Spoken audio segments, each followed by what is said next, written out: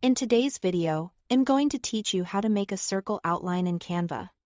This is a quick, clean way to create a simple ring shape you can use for logos, labels, icons, or to frame text and photos without blocking what's underneath. Start by opening your design in Canva. It can be an existing project or a new canvas.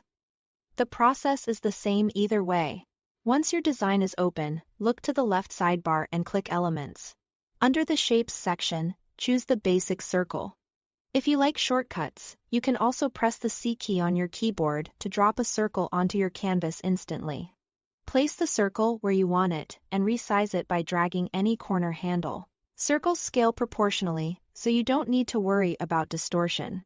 Right now, that circle is filled in. To turn it into an outline, click the circle to select it. Then go to the color tile in the top toolbar. It's the swatch that shows the current fill color. From the menu that opens, select No Color, which is the white square with a red diagonal line through it. As soon as you choose that option, the center becomes transparent. So you are left with just the shape's edges. With the circle still selected, look in the top menu for the border style icon. It looks like 3 horizontal lines. Click that to reveal the outline controls.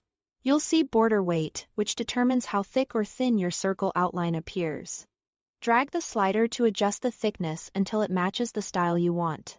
Zoom in if needed to fine-tune the look, especially if you are working with very thin lines. To change the color of the outline, click the color tile next to the border options. Pick a preset color. Use your brand palette if you've set one up. Or type in a hex code for a precise match.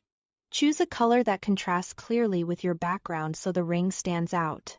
If your background is busy, a slightly thicker line and a bold color can improve visibility. From here, you can reposition or resize the circle at any time. The outline will scale with it, and the center will stay transparent, making it perfect for layering over images, text, or other design elements without covering them up.